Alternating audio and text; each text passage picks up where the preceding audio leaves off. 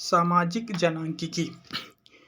आज हम शुरू करने जा रहे हैं सामाजिक जनांकिकी की एक सीरीज।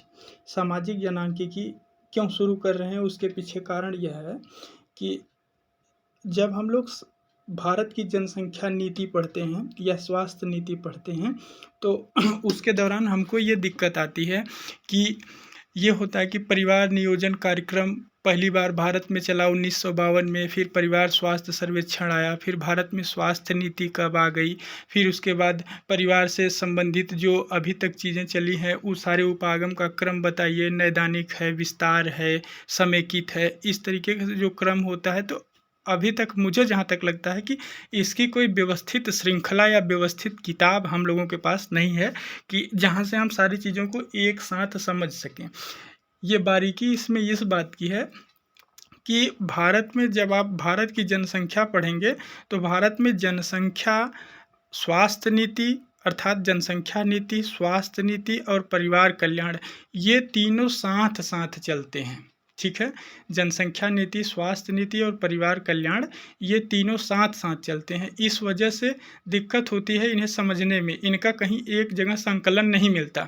तो इसी समस्या के समाधान के लिए हम सोचे थे कि पहले जनसंख्या नीति से शुरू किया जाए वीडियो बनाना, लेकिन अब हमारे दिमाग में आया कि पूरा टोटल सामाजिक जनांकिकी से शुरू करते हैं ताकि लय बनी रहे। ठीक है, तो अब हम शुरुआत करते हैं सामाजिक जनांकिकी। सामाजिक जनांकिकी एक जनांकिकी क्या है? जनांकिकी एक पृथक विज्ञान है, जबकि सामाजिक जनांकिकी समाजशास्त्र की एक शाखा है। जब हम पढ़ते हैं जनांकिकी, ये प्रश्न भी पूछा गया है कि जनांकिकी क्या है, एक पृथक विज्ञान या एक सामाजिक विज्ञान की शाखा। तो वहाँ ध्यान रखना है कि अगर पूछ रहा है जनांकिकी तो जनांकिकी एक पृथक विज्ञान है, जबकि सामाजिक जनांकिकी समाजशास्त्र की एक शाखा है। अब फिर जनांकिकी के बारे में देखते हैं कि जनांकी शब्द डेमोग्राफी का हिंदी रूपांतरण है, और डेमोग्राफी ग्रीक भाषा के दो शब्दों डेमो प्लस ग्राफी, डेमो का मतलब जनता और ग्राफी का मतलब लिखना, से बना है, अर्थात जनता के विषय में लिखना। देखिए, ग्रीक को यूनानी भी कहते हैं, तो ग्रीक भाषा हो या यूनानी भाषा हो, दोनों का मतलब एक ही होता है। जैसे समाजशास्त्र की उत्पत्ति सोशियस, लोगस, लैटिन और ग्रीक, तो लैटिन ग्रीक आप याद किए हैं, लेकिन वहाँ लैटिन और यूनानी दे देगा, तो वहाँ ध्यान रखना है कि ग्रीक को यूनानी भी कहा जाता है। तो जनांकिकी शब्द जो डेमोग्राफी है वो ग्रीक भाषाओं के डेमो और ग्राफी से बना है। डेमो का मतलब जनता, ग्रीक का ग्राफी का मतलब लिखना। जनांकिकी का जनक, ये बात समझने योग्य है कि जनांकिकी का जनक टॉमस रॉबर्ट माल्थस को कहा जाता है। ये इंग्लैंड के निवासी हैं।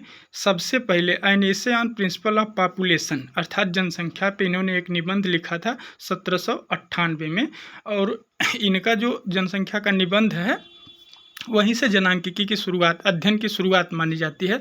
अध्ययन का मतलब विचार करने की प्रक्रिया वहीं से शुरू होती है। कब शुरू होगी? 1798 में, मतलब कि 18वीं सदी के अंत में इन्होंने एक ऐसे लिखा था, एन ऐसे on the principle of population अर्थात जनसंख्या के सिद्धांत पर एक निबंध। ये पादरी थे, इंग्लैंड के निवासी, और एक पादरी थे। अब यहाँ एक बारीकी है, इसको समझिए कि इनकी बुक आ गई 1798 में, एन ऐसे on the principle of population, जबकि 1855 में जनांकिकी शब्द का सर्वप्रथम प्रयोग। अब यहाँ अगर प्रश्न बने कि जनांकिकी शब्द का सर्वप्रथम प्रयोग किसने किया, तो 1855 में आसिले गुइलार्ड ने किया था। फ्रांसीसी ये हैं आसिले गुइलार्ड, और 1862 में जॉन ग्रांट द्वारा व्यवस्थित अध्ययन की शुरुआत की गई। 1798 में एन ऐसे on the principle of population Robert Malthus की पुस्तक आई थी, लेकिन वो केवल एक निबंध था, जनसंख्या पर निबंध था।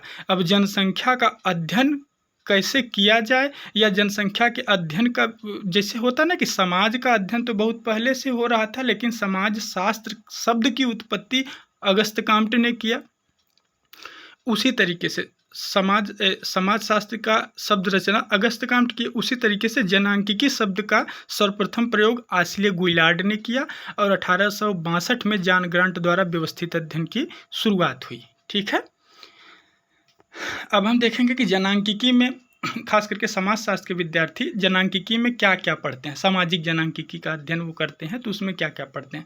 जनसंख्या का आकार और जनसंख्या की संरचना। जनसंख्या का आकार, यहाँ भी ये चीज़ आपको ध्यान रखना है कि जहाँ भी प्रश्न आपसे पूछा जाए कि जनसंख्या के आकार, तो इंग्लिश ज़रूर देखिएगा। इंग्लिश में अगर साइज ऑफ पॉपुलेशन लिखा है तो जनसंख्या का आकार जो है, साइज ऑफ पॉपुलेशन 3 चीज़ों से मिलके बनता है, जन्म दर, मृत्यु दर और प्रवास। जनसंख्या के आकार में 3 चीज़ें सम्मिलित हैं, जन्म दर, मृत्यु दर और प्रवास। जबकि जनसंख्या की संरचना, स्ट्रक्चर ऑफ पॉपुलेशन या कंपोजिशन ऑफ पॉपुलेशन, जब स्ट्रक्चर या कंपोजिशन ऑफ पॉपुलेशन पूछेगा तो उसमें आयु, लिंग, धर्म, भाषा, जाति, कार्यशील जनसंख्या, तो ये सारी चीज़ें जनसंख्या की संरचना कहलाती हैं। और जन्म दर, मृत्यु दर और प्रवास ये जनसंख्या का आकार कहलाता है। ठीक है। और तीसरी चीज़ है जनसंख्या का वितरण, ग्रामीण, नगरीय। ठीक है। वितरण में हम ये देखते हैं कि जनसंख्या, ज़्यादातर जनसंख्या कहाँ रह रही है, गांव में रह रही है कि नगरों में रह रही है। तो अब इसके आगे जो है, अब हम लोग, हमारा अगला वीडियो होगा प्रवास का सिद्धांत क्या होता है, जनसंख्या संबंधी सिद्धांत, भारत की जनसंख्या नीति, ये सारी चीज़ें हम अगली वीडियो में देखेंगे। Thank you.